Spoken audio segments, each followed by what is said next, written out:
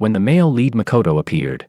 Willow was already pregnant with my child. Even so, it still couldn't stop the predetermined storyline. Once, just to be with me, she was willing to cut ties with her own family. Later on, however, she fell in love with the male lead and came to hate me to the bone. She found even a single glance at me unbearable. So, I lost. I lost completely and utterly. I lost love. And even lost my child along with it. Until one evening 5 years later, a small child knocked on my door. With a face far too serious for his age, he said, "Mom doesn't want me anymore. Can I stay with you?" Chapter 1. I froze for a moment and said nothing. Jack pursed his lips unhappily, lifting his delicate little face. He spoke with exaggerated seriousness. The teacher said parents have the responsibility and obligation to raise their children. The half-open door interrupted the rest of his sentence. I stepped slightly aside and said calmly, "Come in." The dim yellow light inside the room illuminated his slightly widened eyes. For some reason, his eyes flickered. He lifted his chin and snorted softly before obediently walking in. After closing the door, I turned around and saw Jack looking around curiously. When he noticed me looking at him, he immediately withdrew his gaze, gripping the straps of his backpack nervously. He stiffened his little face and said, "My name is Jack Wong." It sounded like an introduction, but also like a reminder that he was the child Willow and I had together. I knew, the moment I saw him, I was already certain of who he was, because his eyes looked so much like Willow's. Seemingly disappointed by my calm reaction, he turned his head away unhappily and stopped looking at me. I placed his small pale yellow backpack by the entrance and took him to wash his hands. Then I said, "Let's eat first." Jack obediently responded with an "okay." By the time I brought the food to the table, he had already climbed onto the chair by himself. I asked him why he had suddenly come to find me. Jack lowered his head and poked at the small green vegetables in his bowl. His little head, round and dark, hung low as he mumbled vaguely. I argued with Mom. She kicked me out. Probably just a child throwing a tantrum and running away from home. Willow would likely come pick him up very soon. After all, 5 years ago, we had fought terribly over Jack's custody. There was no way she would abandon him now. My chopsticks paused. I couldn't quite describe the feeling in my heart at that moment. I didn't know Jack would come tonight, so I had only prepared a simple meal, 2 dishes and a soup. He was a picky eater. He didn't eat scallions or carrots, and after picking through everything, there were almost no vegetables left for him to eat. Jack stared bitterly at the mashed-up vegetable leaves in his bowl. He secretly glanced at me, then guiltily swallowed them anyway. When we first met, he had carried a hint of arrogance and childish pride. Now he was picky with food and disliked vegetables. It seemed that at the Liu family's home he was completely indulged and dearly loved. He probably hadn't been mistreated. I felt somewhat relieved. After washing the dishes, I waited for someone from the Liu family to come pick him up. I waited until 9:30. 6-year-old children get sleepy early. He took his pajamas out of his backpack, glanced around the room with his eyes, then pouted and said, "There's only one bedroom. Are we sharing the bed tonight?" I looked at the clock on the wall. For some reason, no one from the Liu family had come yet, so I had no choice but to compromise. Shrugging, I said, "Yeah, you'll sleep with me tonight." I had thought Jack would throw a tantrum. After all, this small and simple one-bedroom apartment was naturally far less comfortable than living at the Liu family's house. But Jack merely pressed his lips together, his eyes flickering slightly. After washing his face, he huffed and puffed while changing into his pajamas, then kicked his legs and climbed onto the bed by himself. Just like at dinner, although he looked reluctant, he had still silently eaten all the vegetables I gave him. Under the blanket he wriggled around and around until a small mound formed. Somehow he pulled out a fairy tale book from somewhere, then revealed just his eyes to sneak a look at me before urging impatiently, "Dad, aren't you going to tuck me in?"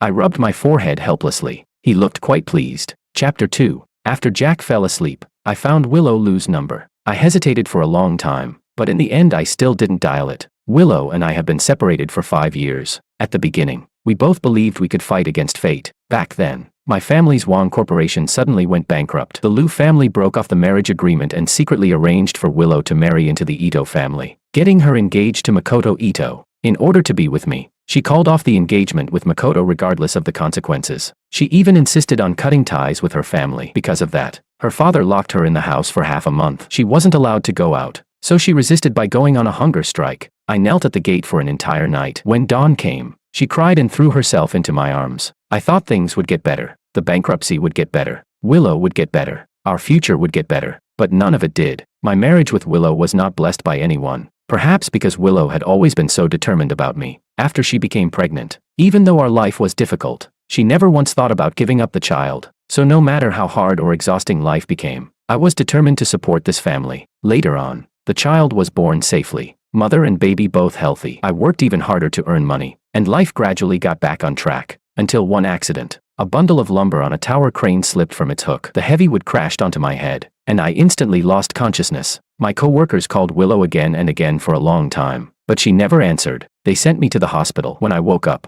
the person I saw was Willow, cold and distant. I didn't understand how someone could change so drastically overnight. So drastically that the look in her eyes when she looked at me was filled only with unfamiliarity and disgust. When she left us, she didn't even say goodbye. Makoto came to see me. From him, I learned the truth about this world. Because of an error in the system's timing, when the male lead arrived late, the female lead had already developed feelings for someone else. As the price for correcting the mistake, the female lead's misplaced emotions began to reverse. The more she once loved me, the more she now hated me. Makoto looked at me with a mixture of pity and sympathy. Before leaving, he glanced at Jack and asked quietly, "Have you ever thought about what will happen to your child in the future?"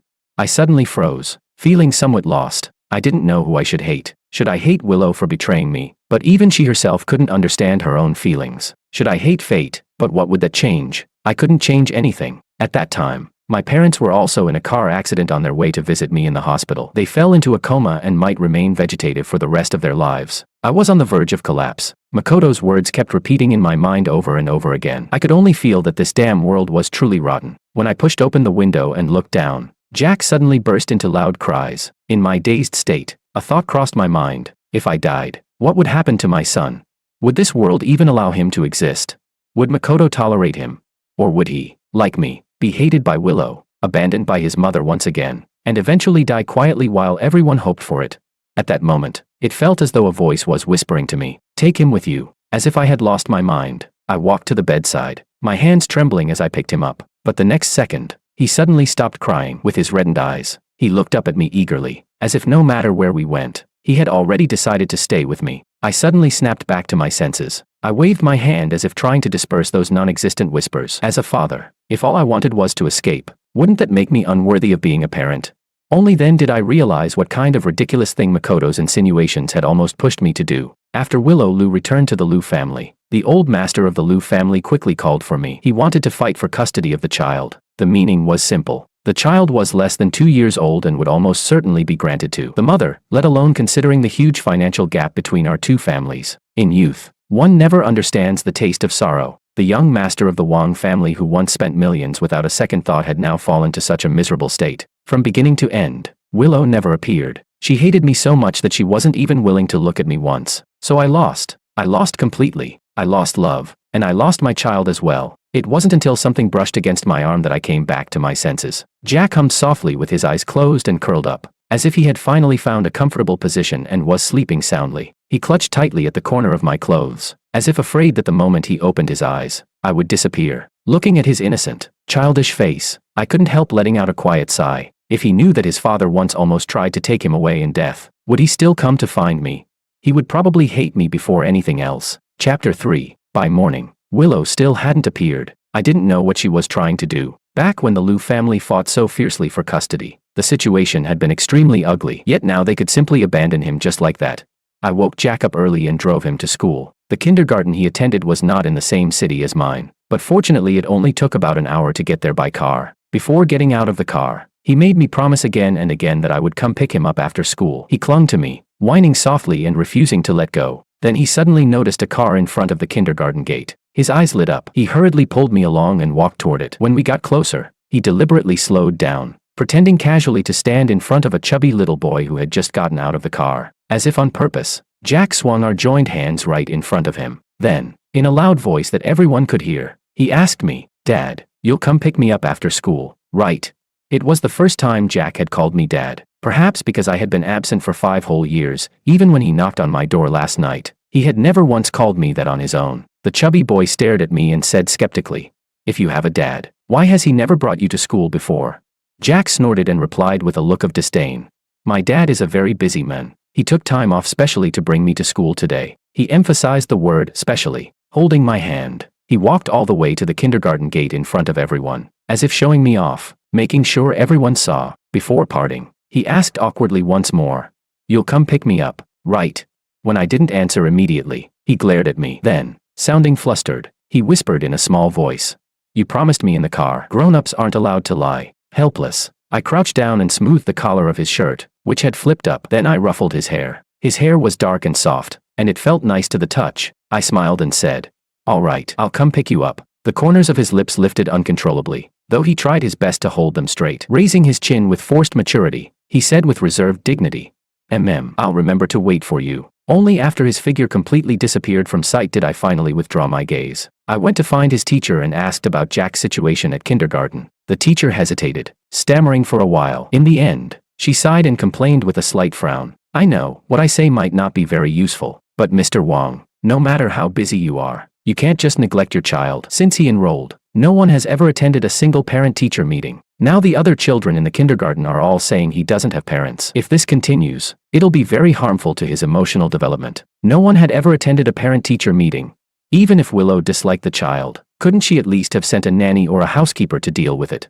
I frowned and pulled out Willow's number. After hesitating for a moment, I finally dialed it. I decided to talk to her properly. If Willow truly didn't plan to raise him anymore, I could take him back to live with me. I might not be able to provide the kind of life the Liu family could, but I could still give him a decent life and the freedom to make his own choices in the future. The moment I dialed the number, however, a ringtone sounded behind me. Realizing something, my fingers trembled slightly as I turned around, and then I saw Willow stepping out of a car. 5 years had passed. She seemed different, yet also unchanged. Her eyelashes lowered slightly as she glanced at the glowing phone screen in her hand. Her slender, pale fingers held the phone, and her cool expression was half hidden in the shadows. Unhurriedly, she raised an eyebrow and suddenly looked up. "Long time no see," she said. "Want to talk?"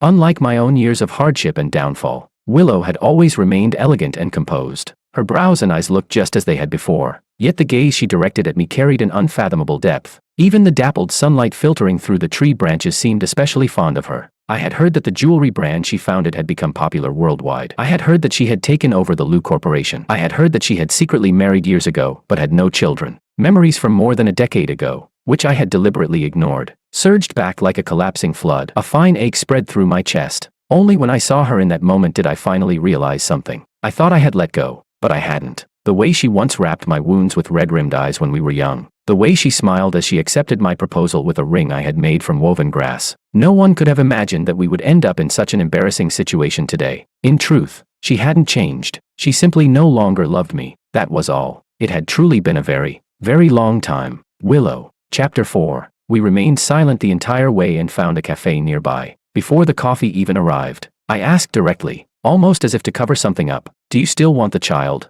Over the past 5 years, I had imagined meeting Willow again countless times, almost to the point of torment. So much so that now I was capable of pretending to be calm. Willow glanced at me and answered without much hesitation, her voice soft. "Of course I do." I frowned slightly, staring at the road signs outside the floor-to-ceiling window. I gave a quiet and stood up. I said, "Then remember to pick him up after school. If you don't have time for the parent-teacher meetings, you can let me know. I won't disturb you, Anne." I still couldn't say Makoto's name calmly. I clenched my fist. The sting of pain cleared my mind and forced me to finish the sentence. "I won't disturb your lives." I glanced at my watch and prepared to leave. As we passed each other, I suddenly heard Willow ask coldly, "So right now, you only want to talk about Jack with me?" My steps paused. I didn't quite understand. Everything between us had already been settled 5 years ago. She married someone else. I left in disgrace. It was that simple. Aside from Jack, what else was there to talk about between us? Willow let out a quiet laugh. Her dark eyes fixed on me as she spoke again. "Fine then, I don't want Jack anymore." She sounded completely justified, as if she wasn't the one suddenly changing her mind. I frowned and couldn't help asking, "What do you mean?" Willow lifted her chin slightly and tapped the seat across from her, gesturing for me to sit back down. She said, "I mean exactly what I said. If you want to raise the child, go ahead. Jack is yours." She blinked lightly and continued, "However, considering Jack's emotional well-being, every Friday night I will come to your current residence to spend necessary time with him. I will leave again on Monday morning." Listening to her stubborn and unreasonable demand, I only felt absurd, unable to hold back anymore. I reminded her, "We're already divorced." Willow let out a soft laugh. "Are we?" She shook a finger lightly. "I never signed the papers." Only then did I fully understand what that sentence meant. Back then, during the lawsuit and the signing of the divorce agreement, I had assumed Willow hated me so much that she didn't even want to see me one last time. That was why she never appeared from beginning to end. She said she never signed it, but why come to me 5 years later? I wasn't narcissistic enough to think she still had feelings for me. Maybe the agreement had been lost, Or perhaps there was some issue with the paperwork that required a supplementary signature. Anything was possible. I shrugged and cooperated easily. Then we'll sign a new one. Without even looking up, Willow replied. I won't sign. Calmly, I said. Wouldn't it be better if we signed it and settled everything between us? She said. No. Speechless, I asked. Do you have any concerns? I don't want anything. I'll leave with nothing, she said. No. That single word left me both helpless and strangely dazed. Perhaps Willow herself had already forgotten, but when she was young, she had always been like this. That day had been my birthday party. Someone cornered Willow in a quiet spot. His gaze was frivolous and disrespectful, his words completely unrestrained. Afraid of causing trouble for the Wang family, Willow simply pressed her lips together and endured it in silence. The next second, bang, I kicked the man straight into the swimming pool. The commotion was huge. Many important figures from a city were present, and several elders looked very displeased. When asked what had happened, both sides insisted on their own version of events. To calm the situation, my father insisted that I apologize. I refused to admit fault and ended up being beaten with a stick. As expected, I was confined to my room afterward. I was lying face down on the bed, groaning from the pain, when the door suddenly opened. Willow walked in. She carried a medical kit, her eyes red, insisting on treating my wounds. Willow said irritably, "You didn't have to kick him. If you had just let him finish talking, it would have been fine. He wouldn't have dared do anything to me." In a small and guilty voice, I said, "I'm sorry." She paused for a moment, then softly said, "Not listening." I smiled helplessly and reached for the medicine. "I'll do it myself." She slapped my hand away. No, my arm was injured, and I couldn't help letting out a sharp breath. She immediately looked panicked. "Does it hurt a lot?"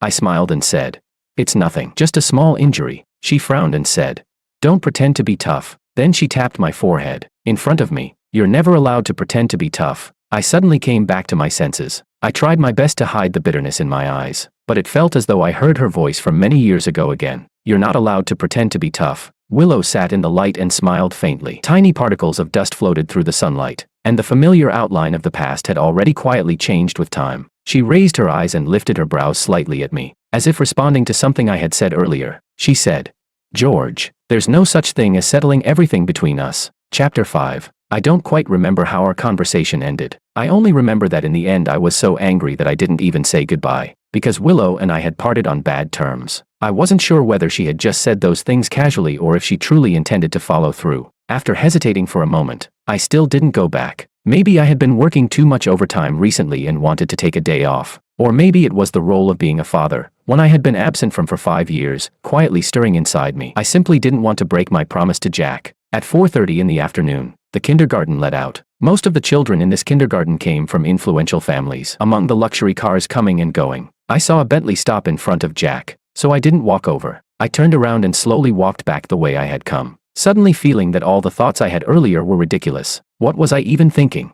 How could she possibly let the child go with me? The Bentley quickly drove away, kicking up thick dust as it passed by. For some reason, I suddenly thought of that young, childish face. We probably wouldn't see each other again. Almost unconsciously, I turned back to take one last look. After the car left, the road across the street, previously blocked from view, came into sight. Jack was standing alone at the kindergarten gate. His round eyes met mine across the distance. His eyes immediately lit up. He was about to run toward me when the teacher beside him quickly raised a hand and stopped him. He frowned, looking a little angry as he said something to the teacher, afraid he might dash across the street recklessly. I realized that before I even thought about it, I had already taken several steps toward him. The teacher saw me and finally allowed Jack to come over. He ran toward me, panting slightly, his dark eyes shining brightly. Only when he got close did he slow down. Even then he pretended not to care, looking shy yet happy as he said, "Why, you really came to pick me up?" His soft little hand cautiously held onto my fingers. When he saw that I didn't pull away, he pressed his lips together and secretly glanced up at me before gripping tighter. I gave a quiet and asked him uncertainly, "You're not going with your mom?" At the mention of Willow, Jack's cheeks puffed up like a little balloon ready to explode. "I don't want her," he said angrily, "and she wasn't here to pick me up. She said it's very tiring for you to drive me to and from school. She said if I keep insisting you pick me up every day, it'll bother your work." Looking quite proud of himself, he continued confidently, "I'm not as dumb as she is. Today I talked to the teacher about transferring schools. That way you won't have to spend so much time driving me to school anymore." He lifted his little face, looking expectantly at me as if waiting for praise. I couldn't help patting his small head. The road home was heavily congested. After stopping by the market to buy groceries, the sky had already begun to darken by the time I held Jack's hand and walked home. As if remembering something suddenly, he muttered casually, Oh right, Dad. Tomorrow after school a driver will come pick me up. Mom said I should go home tomorrow and take all my clothes with me, but I'll still come back to sleep here. Don't forget about me. Tomorrow was Friday. I instinctively tightened my grip on the plastic bag containing the ingredients for braised pork. After a brief pause, I said, "Okay, children tend to forget things quickly. Perhaps after just one weekend." His family would coax him back home and he would forget all about this. Every time we meet, I treat it as if it might be the last time, because only by thinking that way can I avoid feeling disappointed during the long periods of waiting. Chapter 6. By 10:30 on Friday night, Jack still hadn't come back. Calmly, I folded up the pajamas Jack had thrown beside the bed that morning and stuffed the extra dishes I had made into the refrigerator. I turned off the lights. In the darkness, I sat there in a daze for a while before closing my eyes. When I woke again, the sound of rain pattering against the window filled the room. The sky was barely light. After a whole night of nightmares, my head felt like it was splitting apart with pain. There were several unread messages on my phone. Before leaving yesterday, Jack had grabbed my pant leg and stubbornly insisted on getting my phone number. The earliest voice message had been sent at midnight. His tone sounded a little guilty, fierce on the surface, yet also as if he were explaining himself. The message read, "I didn't mean to be late. I had my clothes ready at 6, but Mom got sick again. She didn't seem to have the strength to bring me over. She's really annoying." The second message came half an hour later. This time he sounded cautious, with a faint sob in his voice. "Dad, are you angry? Did you stop wanting me again?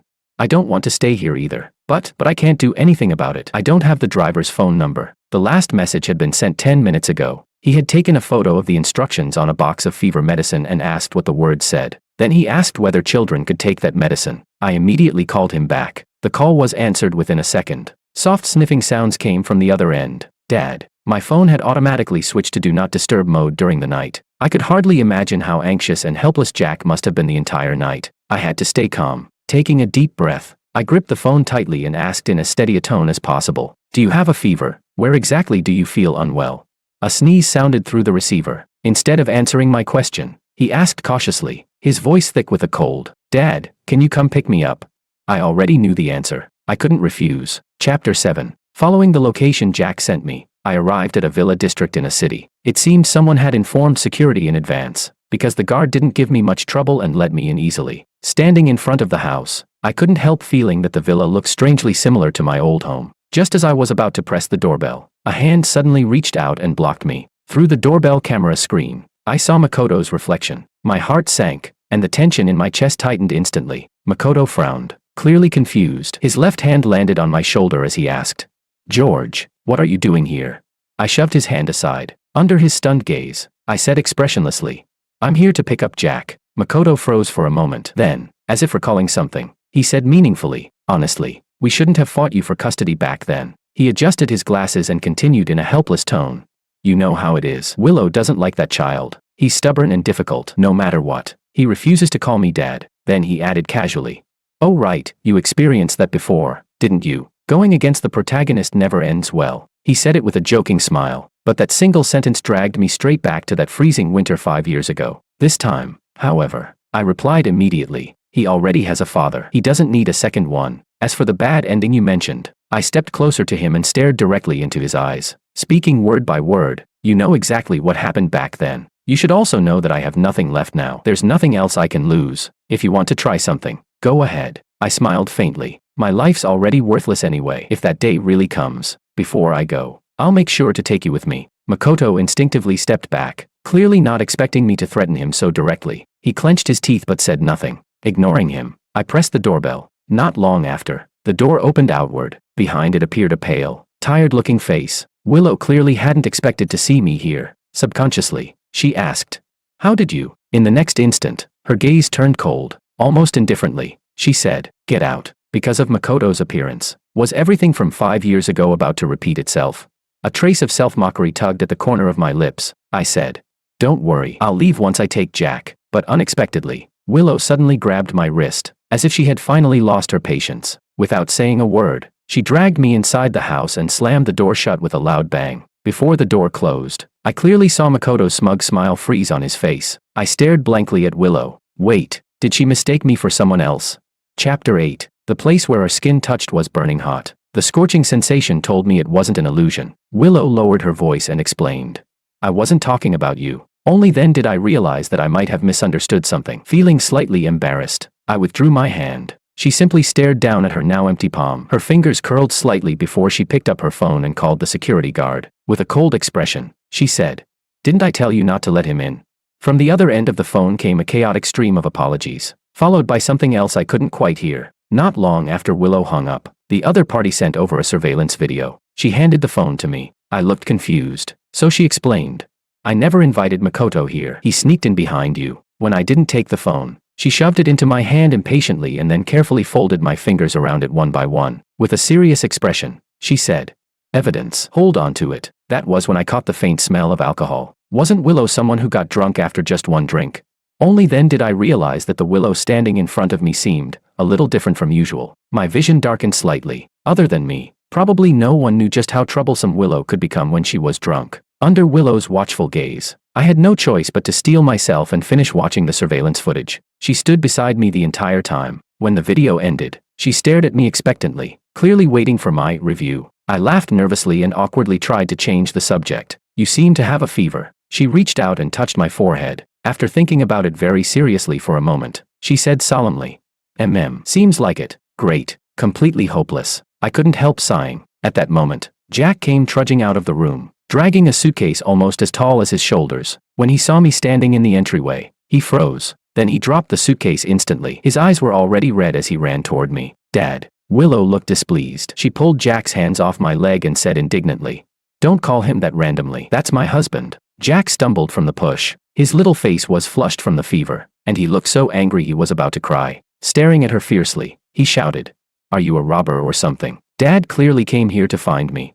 My ears hurt. The two of them were chattering nonstop, like raising two sparrows. Before I could say anything, Willow had already grabbed my arm and dragged me into the bedroom with a cold expression. Jack refused to accept it, kicking his short little legs. He tried to follow, but Willow simply pressed a finger against his forehead and pushed him back out with a blank expression. Bang. The door shut. The world finally became quiet. Chapter 9. At some point, the door lock must have been upgraded to a type I didn't know how to open. After struggling with it for a while and getting nowhere, I listened carefully. Not hearing Jack crying outside the door, I felt slightly relieved. When I turned around, I saw Willow staring at me with an unhappy expression, holding a medicine box in her arms. She shoved the medicine box into my arms and said concisely, "You're sick. Take medicine." I had no idea what they had been doing last night for both of them to end up with fevers. Resigned, I began looking for the medicine for her. At that moment Willow quieted down, but she kept staring at me without blinking, as if afraid that the moment she blinked, I would disappear. I broke a pill in half and placed it in her palm,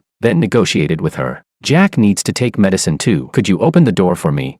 The moment she heard that, Willow's hand froze in midair. She didn't take the medicine anymore. Her eyes slowly reddened, and in a small, aggrieved voice she complained, "You're always like this. You only care about him, never about me." I nearly choked on my breath. When had I ever? But suddenly I remembered the question Willow asked the day we met again. "So right now, you only want to talk about Jack with me?" So, was that what she meant back then? Trying to reason with someone who gets drunk after one glass and becomes jealous was pointless. So I quickly changed my approach. "There's no water here. I'm afraid you'll choke on the medicine. How about I go out and pour you some water?" Willow tilted her head and looked at me for a while, as if carefully verifying whether what I said was true, but she didn't open the door. Instead, she calmly walked back to the table, lifted a wine glass, raised her chin slightly, and said with composed dignity, "No need to go out. I have water." Then she swallowed the pill with the red wine. It happened so fast I didn't even have time to stop her. My vision darkened. My first reaction was relief that it wasn't an antibiotic. I hurriedly flipped through the medicine instructions and searched online. After confirming there were no cases of toxic reactions between that medicine and alcohol, I finally relaxed. Only then did I realize my whole body was covered in cold sweat. Helplessly, I said, "Willow, open the door. I need to drink water." Willow raised the half-finished wine glass and handed it to me with an innocent expression. I glanced at it and mercilessly pointed out, "That's red wine." "It's red. Is the water in your house red too?" Willow responded with a guilty little "oh." She stood there hesitating for a moment before slowly walking to the door and opening it. I stared at the now open doorway in surprise. She hadn't softened even when Jack had a fever. She would rather swallow medicine with wine than give in even slightly. Yet now she had compromised so easily. Just because I said I wanted water. Willow stood by the door, looking so sleepy she seemed about to fall asleep. She said, "Then remember to come back." Chapter 10. After coaxing Jack to take his medicine and go to sleep, and promising him again and again that I wouldn't secretly leave, I hesitated for a moment before returning to Willow's room. It was only because I didn't want to see tomorrow's ridiculous news headline. Eldest princess of the Liu family dies at home after taking medicine with alcohol. That was definitely the only reason. Absolutely nothing else. Pushing open the half-closed door, I saw Willow sleeping quietly on the bed. I tugged at the blanket beneath her. Good. It didn't move. I didn't dare touch her directly, so I grabbed a corner of the blanket and wrapped it loosely around her, turning her into a cocoon. In the dim bedroom, I silently watched her for a moment. Just as I was about to leave after completing my mission, the phone on the bedside table suddenly rang.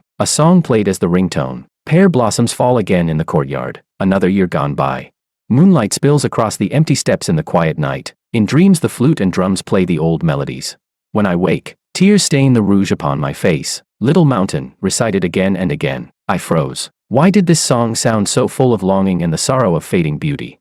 The caller was Old Master Liu. No matter what, this was not a call I should answer. I had just turned to leave when a hand suddenly grabbed my sleeve from behind. The thin blanket slipped from Willow's shoulder. She clutched my sleeve tightly, her expression dark as she stared at the ringing phone. As if afraid I might leave, she dragged me quickly to the door and locked it in front of me. Then she poured the remaining wine from the bottle into a glass, and dropped the phone into it. The phone kept ringing stubbornly in the wine for a while before the screen finally went dark. After finishing all that, Willow turned to look at me. Blinking, she said, "Hide." What the hell? Anyone who didn't know better would think someone was about to come catch us cheating. I assumed Old Master Liu was coming and she wanted me to hide. The thought made me feel both embarrassed and miserable. I shrugged. There's no need for that. I'll leave right away. I wouldn't put you in a difficult position. But Willow said nothing. And she still didn't let go of my sleeve. She first dragged me to the walk-in closet, trying very hard to walk in a straight line, but still stumbling crookedly. So she still wasn't sober. The closet was half open, with no wardrobes large enough to hide someone. Unsatisfied, Willow dragged me back out.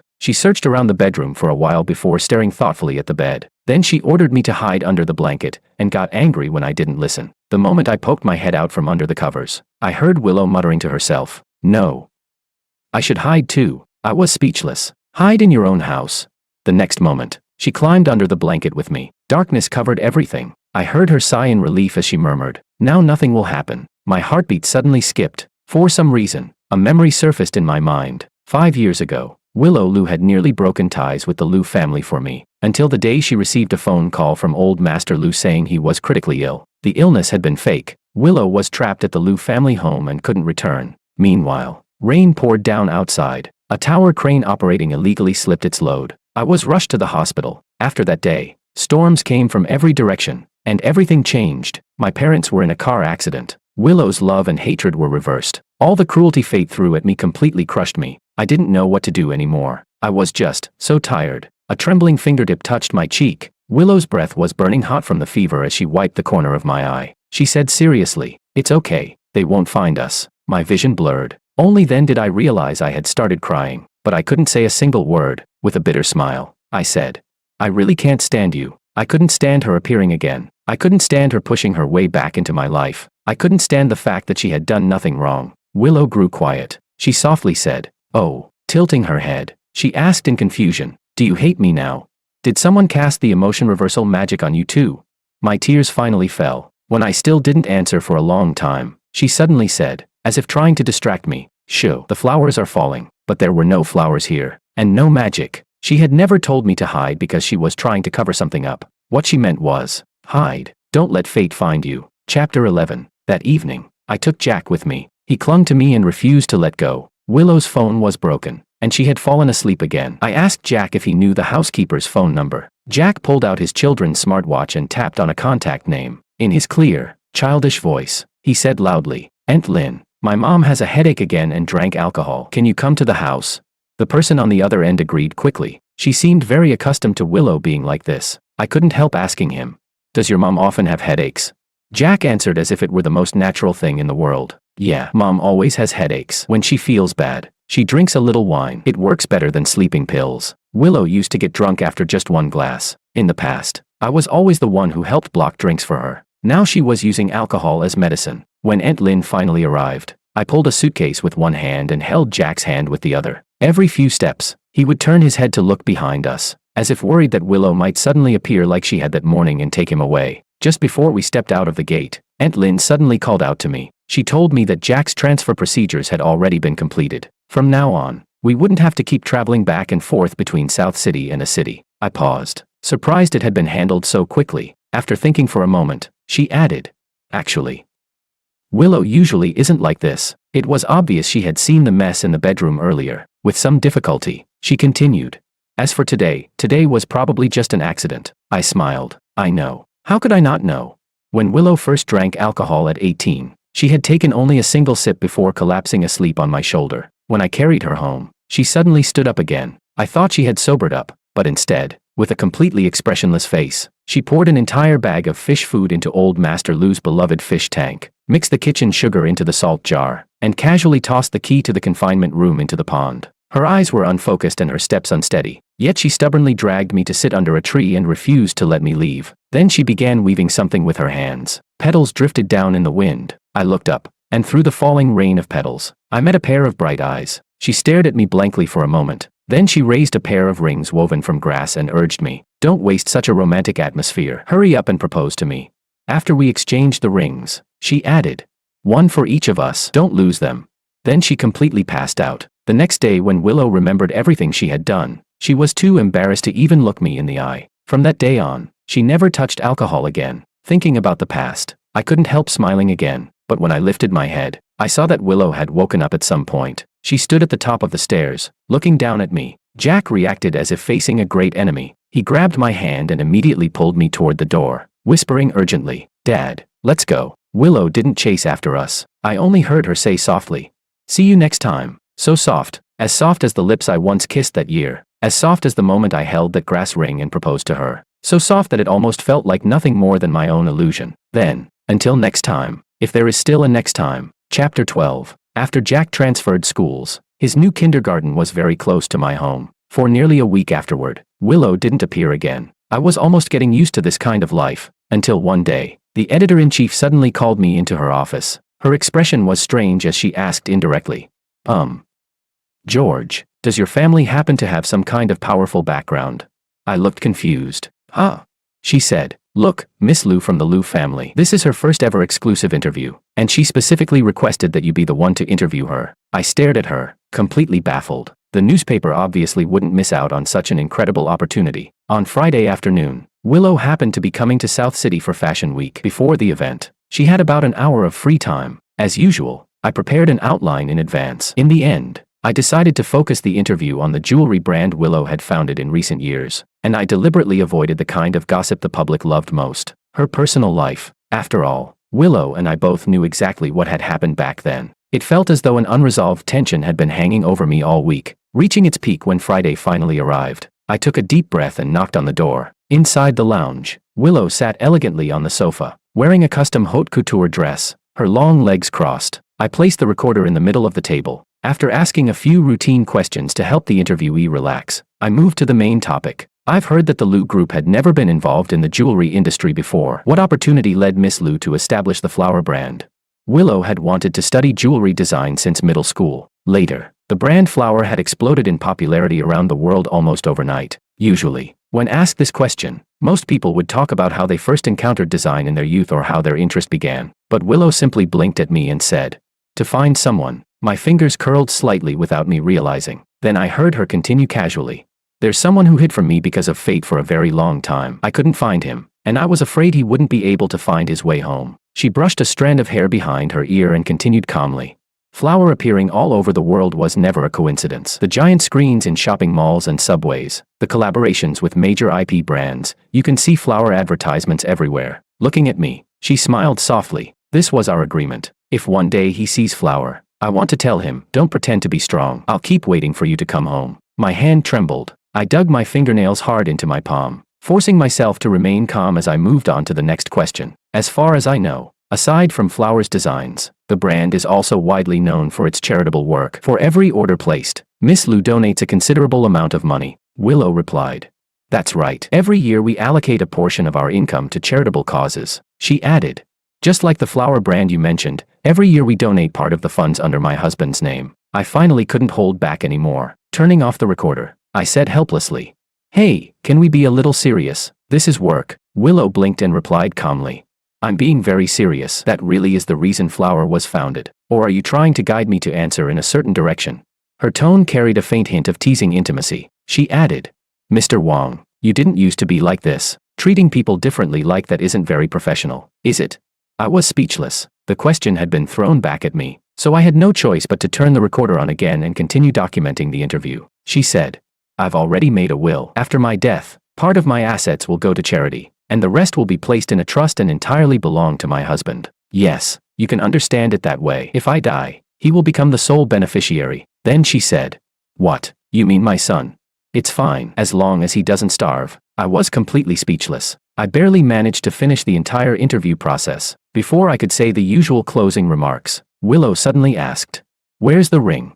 Almost instinctively, I replied, "I lost it long ago." She walked closer to me with an unreadable expression. Then she raised her hand. In her palm lay a ring woven from grass. She said, "If you lost it long ago, then what is this?" I froze. Subconsciously, I touched my pocket. It was still there. Damn, I'd been tricked. When I looked up again, Willow was staring at me with long dark eyelashes and a faint, knowing smile. My disguise had been exposed, and I suddenly felt both embarrassed and irritated. Chapter 13. Speechless, I asked. "What exactly are you trying to do?" She replied, "Isn't it obvious enough?" Willow sat back down, her expression cool as she said, "I'm piecing together the future that should have belonged to us." This was a wound that had never healed for me, something I couldn't bear to touch. I didn't want to face it. I didn't want to repeat the same mistakes, and I couldn't imagine whether one day in the future Willow might look at me again with that same cold, disgusted gaze. But then I remembered Willow's inexplicable headaches. I remembered how someone who never drank alcohol had begun using it to numb herself. I remembered the trust in her will, and I remembered that conversation from years ago, until we met again after all those years. Only then did I learn that after I threw everything away and ran from it all, there had been someone searching for me the entire time, as if she had seen straight through my thoughts. Willow said, "Remember to leave the door open for me tonight." I didn't understand. What? She slowly smiled and reminded me meaningfully. "Today is Friday." For some reason, I suddenly remembered the day we reunited, when she had said, "For Jack's emotional well-being, I'll come to your place on Fridays to spend time with him." For some reason, that memory made me panic a little. I quickly said, Well, the interview's over, right? I should get going." Then I suddenly remembered, I hadn't turned off the recorder earlier, which meant all the nonsense we said afterward had probably been recorded too. Flustered, I reached for the recorder on the table, only to realize it had already been turned off. Willow let out a soft laugh, looking as though she had seen through me completely. She teased, "Look at you panicking. I turned it off for you already." At that moment, her assistant opened the door to remind her that the event was about to begin. Willow stood up and waved at me. A scattered gust of wind blew through the room, and I heard the faint rustling sound. When I lifted my eyes, I saw the wind pass behind Willow's silhouette, and the flowers of 18 years old fall once more. Chapter 14. My mind was a mess. I refused the assistant's suggestion that I wait for Willow to finish her event so we could pick Jack up together. Instead, I went alone to the kindergarten gate with my backpack. Many parents were gathered outside. Children were gradually being picked up one after another, but Jack hadn't come out yet. Then I saw Makoto. I didn't know what had happened to him, but he looked far more haggard than the last time I saw him. He pushed through the crowd and walked up to me. With a cold laugh, he suddenly said, "You must be feeling pretty proud of yourself right now, huh?" I frowned, not understanding what he meant. He muttered to himself, "I should have realized it earlier. The little one is sick, and the big one's brain isn't working either. I shouldn't have believed Willow had already given up on you. I even brought Jack to find you." So that night, it had been Makoto who brought Jack to me. Because of the system's interference, Willow had searched for 5 whole years and still couldn't find me. Maybe Makoto thought Willow had finally given up on me. Or maybe he thought that after abandoning Jack, the burden, he could find a way to win Willow over again. He said, "Back then she hated you so much." After the Liu family locked her up for more than 10 days, the first thing she did after getting out was go to the hospital to see you. She had headaches so bad she fainted and was hospitalized. Everyone hid the truth from her and forced you to divorce her. When she woke up, the first thing she did was look for you again. Grinding his teeth, he said, "I spent 5 entire years trying to win her over. Even a stone should have warmed up by now. But one of them wouldn't acknowledge me as a father even though he never had one, and the other would rather suffer in pain than accept me. Both of them, so damn stupid." Just then Jack came out of the kindergarten. When he saw me, his eyes lit up and he ran toward me. Makoto seemed to calm down slightly. With a dark expression, he said, "Do you know what she did afterward? She went to the hospital and had surgery. She'll never be able to have children again. Jack will be her only child. And she even made a will leaving all her property to you. For the system, a female lead like that has no more value to conquer. My mission failed. According to the system's judgment, no matter how the one carrying out the mission intervened, the female lead's established character had already completely collapsed. So the mission failed. Hatred filled his eyes. Suddenly, I had a terrible premonition. The next second, Makoto rushed toward Jack. I saw the dagger hidden in his sleeve and immediately grabbed his arm to stop him. But he shook me off and thrust the knife toward Jack. There was no time to dodge. I could only step in front of Jack. In that instant, countless memories flashed through my mind. I remembered the day I stood by the window, looking down, when Jack's crying suddenly sounded behind me. I remembered Makoto finding me back then, smiling as he threatened me. Once there's a stepfather, there's always a stepmother. His good days are still ahead of him. I remembered the night Jack had a fever, when he sent me voice messages crying, asking, "Dad, did you stop wanting me again?"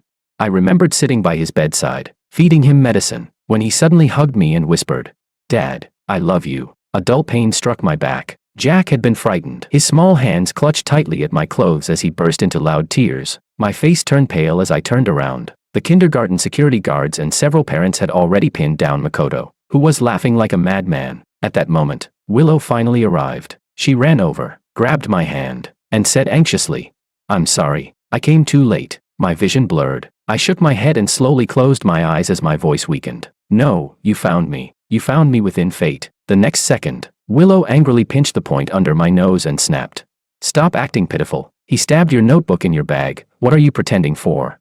I was speechless. At that moment, I thought, perhaps when that petal fell earlier, I had regained the courage to fight against fate again. If love means being brave, then no matter how difficult it becomes, you will still stand in front of that person without hesitation. The wail of ambulances and police sirens approached. Under the setting sun, the shadows on the ground tangled together closely. Willow suddenly spoke again. With a cold snort, she asked, "The ring, did you really lose it?" She sounded very concerned about it, as if she had been holding the question back for a long time. I looked at her and grinned mischievously. "No, it's on me. Tonight, you can find it yourself." She froze for a moment, then pinched me hard. "Let's see each other every day from now on." Willow, extra story. Chapter 1. The first year after he left, she raised their child alone. Sometimes Willow couldn't understand it. How could raising a child be even more exhausting than giving birth?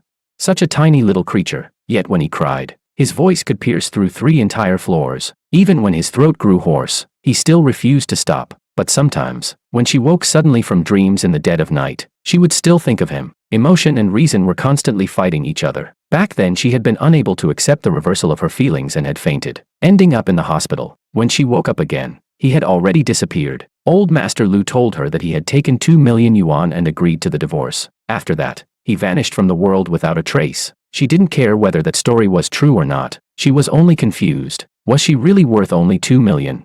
If he was leaving anyway, he should have at least taken more. At that time she still hadn't sorted out what exactly existed between them, but she understood one thing very clearly. Even if she hated him, they were still meant to be bound together forever. Chapter 2. The third year after he left, she still hadn't found him, because her reason kept resisting the reversed emotions. She began suffering from constant headaches. Even painkillers no longer helped much. Makoto came to see her and asked, "Are you planning to die from the pain?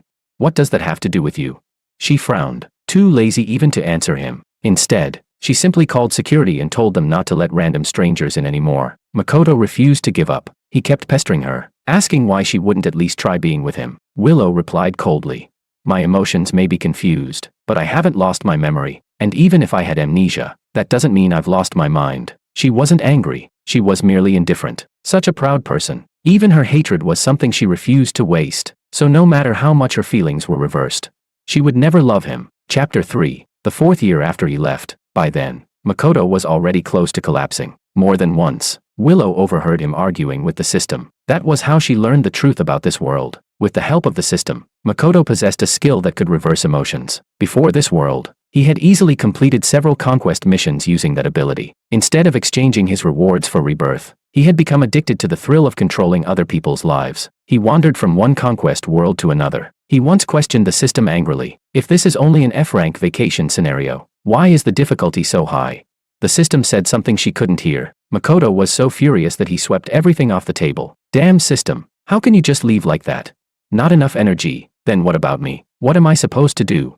He even stopped her in the street once, pleading in a low voice, "You just have to like me. Once I finish the mission and leave this world, you'll be able to meet him again." Liar. She didn't believe him. Looking at the men standing in front of her, broken and desperate, she felt a strange sense of satisfaction. Suddenly she thought of George from years ago. When she woke up back then, the only thing he had left behind was a divorce agreement with his signature on it. She still didn't understand why things had turned out that way, but she did understand one thing. People should always pay the price for their choices. So there was no need to complete any mission. Let everything end in this world. Let them all die. After all, she didn't find any of it very meaningful anymore. Chapter 4. The 5th year after he left, Jack ran to her and had a huge argument with her. Every time there was a parent-teacher meeting, he never told anyone at home. When she asked why, he only said he wanted his dad to attend, not his mom. His little body trembled. His voice filled with anger, grief, and frustration. He shouted, "You're a bad mom. It's been so many years and you still can't even find Dad." They had been arguing like this for years. Willow only felt wronged. After all, she was the one who wanted to find him the most. Her head began to hurt again. Perhaps because she had stayed in this world too long. The system's energy had weakened. She had gradually grown used to this kind of pain. Annoyed, Willow pushed him away. "Then go find him yourself." Jack angrily turned and walked away. "Fine, I'll find him myself." But those words suddenly seemed to awaken something in her. She paused, then called out to him, "Do you still remember Uncle Ito?" Jack responded reluctantly. Willow said, "He's the only one who knows where your dad is." Just because she couldn't find him didn't mean others couldn't. Because of the system's interference, she had been unable to discover any trace of him. But perhaps, in reverse, the system itself could be used to locate him. Jack's eyes widened with excitement. Really? From that day on, she stopped searching for George's whereabouts. She deliberately gave Makoto a faint sliver of hope, as if she had completely given up. Only she knew the truth. Give up? Not a chance. Chapter 5. She actually found him. Chapter 6. All she had asked Jack to do was go home and grab some clothes. Yet somehow he managed to drop his smartwatch into the lake. Now he was crying and making a fuss about wanting his special watch back. It was unbearably noisy. Even when she bought him a brand new one, he refused to accept it. When she asked why, Jack sniffled and said, "It has Dad's phone number in it." George's phone number. Her chest tightened painfully. Even she didn't have that number. So she bent down and searched the icy lake inch by inch. She fished in the freezing water for an entire night. Jack squatted by the lakeside holding a flashlight for her. His cheeks puffed up in determination. Behind him, the villa glowed brightly in the dark. Before long, rain began to fall again. When she finally retrieved the watch, Jack happily transferred the SIM card into the new one. Then he tossed away the umbrella and flashlight and ran off on his short little legs. Willow was furious. Both of them were so heartless. She grabbed Jack and glared at him. "Give me the phone number." Chapter 7. Pear blossoms fall again in the courtyard. Another year gone by. Moonlight spills across the empty steps in the quiet night. In dreams the flute and drums play the old melodies. When I wake, tears stain the rouge upon my face. Little Mountain, recited again and again. Half asleep and half awake, Willow seemed to see him. She saw him searching for medicine for her. She heard him sigh bitterly and say, "I really can't stand you." Did he really not want to endure her anymore? Did he hate her now? Willow didn't want to be hated. In her confusion, she suddenly remembered something from a very long time ago. George proposing to her with the grass ring she had woven. At that moment back then, her heart had skipped a beat. She saw flower petals falling through the air. If there were flowers, would he propose to her again? So she whispered, "Shoo, the flowers are falling."